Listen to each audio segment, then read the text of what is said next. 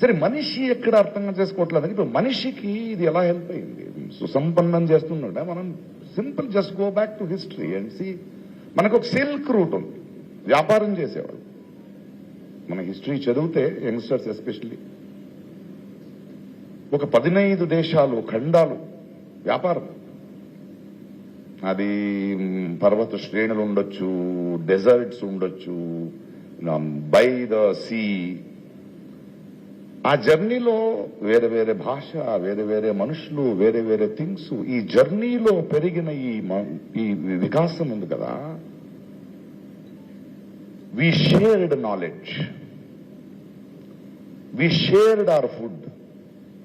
మన భాషని, సాహిత్యాన్ని, ధర్మాన్ని, వివేకాన్ని.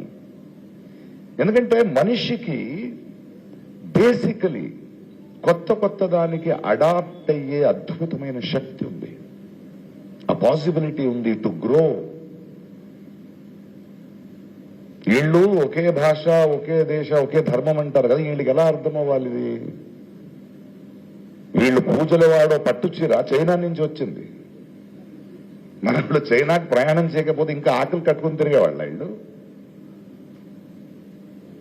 Student we understand that there is so much to learn. ఎన్నో ధర్మాలు వచ్చాయి, ఆ ధర్మంలో ఉన్న గొప్పతనం మనం నేర్చుకోగలిగాం. మన ధర్మంలో ఉన్న దౌర్జన్యాన్ని మనం మార్చుకోగలిగాం బికాస్ ఆఫ్ ద ఎక్స్పోజర్. ఒక దిగంతంనే చూసుకుంటూ బ్రతకలేము మనం. ఆ దిగంతాన్ని చేరుకున్న తర్వాత ఇంకో దిగంతం వస్తుంది, ఇంకో ఎన్ని దిగంతాలు చూస్తావో అంత సుసంపన్నం అవుతాం కదా మనం. మనమందరూ కలిసి ఒకరికొకరు ఇచ్చిపుచ్చుకుని బ్రతకాలి కదా. This is what the silk route. భోజనం చూడండి, ఒక బిర్యానీ తినండి మీరు, అందులో కలిసి ఉన్న వైద్యత. ఎక్కడి నుంచి వచ్చింది మసాలాలు? ఎక్కడి నుంచి వచ్చింది ఉల్లిపాయ? ఏ ప్రాంతం నుంచి తెస్తాం రైసు? అవన్నీ కలిపి ఒక వంట చేస్తే ఆ ఘమ ఫుడ్, అక్కడ వైవిధ్యం కావాలి మనకు. That is food. భారతదేశంలో చేపల గురించి చూడండి, 3 సైడ్స్ సీ. ఇక్కడ అరేబియన్ సీ ఉంది, బే ఆఫ్ బెంగాల్ ఉంది, ఇక్కడ ఇండియన్ ఓషన్ ఉంది. మనలోనే చేపలు ఎలా తింటాము, ఎలా వండుకుంటామని చూస్తే గుజరాత్ టేస్ట్ వేరు, గోవా టేస్ట్ వేరు, మహారాష్ట్ర టేస్ట్ వేరు, మ్యాంగ్లూర్ టేస్ట్ వేరు, కేరళ టేస్ట్ వేరు, తమిళనాడు టేస్ట్ వేరు, ఆంధ్ర టేస్ట్ వేరు, వెస్ట్ బెంగాల్ టేస్ట్ వేరు. వీటిని సంభ్రమిస్తూ బ్రతుకుతున్నాం కదా.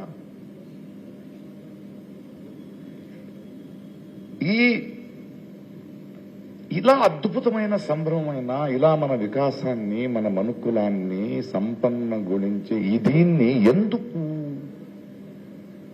కట్టిపడేస్తున్నారు అంటే, ఈ దొంగలున్నారు కదా, వాళ్ళ అజెండా ఉంది కదా, వాళ్ళ దేన్ని వాడుకుంటున్నారంటే జెనోఫోబియా అని ఒక వ్యాధి ఉంది. జెనోఫోబియా ఎక్స్ నుంచి స్టార్ట్ అవుద్ది, చదవండి యంగ్స్టర్స్.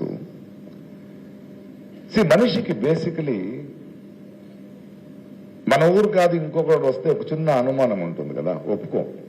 మనకన్నా ఇంకో భాష మాట్లాడితే, మనకన్నా డిఫరెంట్ గా ఏదైనా భోజనం చేస్తుంటే, మనకన్నా డిఫరెంట్ గా కలర్ ఉంటే, స్కిన్ కలర్ ఉంటే, బేసికలీ ఒక ఇన్స్టింక్ట్ మనిషికి.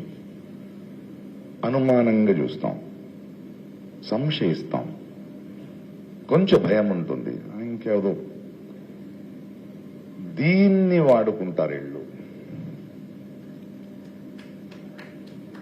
ఇది ఉంది కదా, దీన్ని వాడుకునే ఓల్డ్ ట్రిక్ ఇది. బ్రిటిష్ వాడు చేసింది అదే కదా, డివైడ్ అండ్ రూల్. కలిసి ఉండకూడదు, చదువు ఉండకూడదు. దీనికి కారణం వాడుకుంటారు కదా. ఈ ఇన్స్టింక్ట్ కి మనం బ్రెయిన్ వాష్ అవుతాం సామాన్యులు. వాళ్ళ బ్రెయిన్ వాష్ అవ్వడానికి వాళ్ళకి చదువు ఇవ్వకూడదు, ఇన్ఫర్మేషన్ ఇవ్వకూడదు, వాళ్ళ మనోవికాసానికి కావాల్సిన ఏ పని కూడా చేయించకూడదు. అలాగే పెట్టారు వాళ్ళని. ఇది తరతరాలుగా జరుగుతోంది. హిట్లర్ చేసింది అదే. మన కులమే గొప్పది, ఆడికి పర్సనల్ యాంగర్ ఉంది జ్యూస్ మీద, దాన్ని పొలిటికల్ ఇలా చేసుకో. ఫస్ట్ వరల్డ్ వార్ అదే, సెకండ్ వరల్డ్ వార్ అండ్ వీళ్ళు మళ్ళీ మళ్ళీ ఇవాళ మన మహాప్రభు ఉన్నాడు కదా, ఆయన దాకా చెప్తున్నా నేను, వీళ్ళు మళ్ళీ మళ్ళీ ఈ జెనోఫోబియాను వాడుతూనే ఉంటారు. మీరు చూడండి, వార్స్, మన హిస్టరీ ఆఫ్ రీసెంట్ కి గణేష్ దేవిండి చాలా అద్భుతమైన ఒక ప్రొఫెసర్ ఆయనతో మాట్లాడుతుంటే, ప్రకాష్ చూడు, first world war, second world war, ఆ తర్వాత థర్డ్ వరల్డ్ వార్ లేదు, but cold war, America Russia, ప్రపంచంతో మీరు ఎవరి సైడ్ ఉన్నారో చెప్పాలి, కోల్డ్ వార్ స్టార్ట్ అవుతుంది. అది బోర్ కొట్టిందా, కమ్యూనల్ వార్, క్రిస్టియన్, ముస్లిము, హిందూ, జైన్, ఇలా. ఇప్పుడు కొత్త వార్ స్టార్ట్ అయింది. ఇప్పుడు మనం మెలుకోకపోతే ఇంకో 10 సంవత్సరాలు మళ్ళీ మనం అలాగవుతాం. It is called the tariff war. ఈ దొంగలే చేసేది, ఎలాగైనా ఏదో ఒక బార్డర్ రాయాలి, ఒకరికొకరు చిచ్చు పెట్టాలి, కలవకూడదు, విశ్వమానవుడు అవ్వకూడదు ఒక మనిషి. అందుకే వీళ్ళకి డెమోక్రసీ వద్దు. ఏం చేస్తారంటే మనం అర్థం చేసుకోవాల్సింది, ఈ వైషమ్య సుడిలో ఈ వైవిధ్యతను కోసం వాళ్ళు ప్రజాస్వామ్యం వద్దళ్ళకి, మీరు ప్రజలు రాజకీయం చేయకూడదు, వాళ్ళు చేయాలి, దానికి ఒక నరేటివ్ బిల్డ్ చేస్తారు.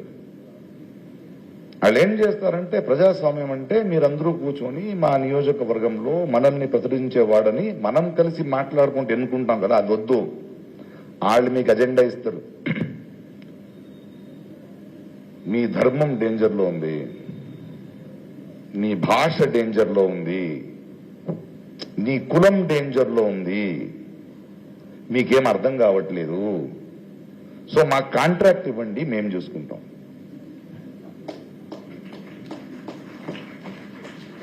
ఎంత సింపుల్ టెక్నిక్ కావాలి అంటే కాంట్రాక్ట్. సో మీరేం ఆలోచించకూడదు, ఇంకా ఎలక్షన్స్ వస్తుంటాయి అంటే మీరు ఏమీ ఆలోచించకూడదు, మీరు దేని గురించి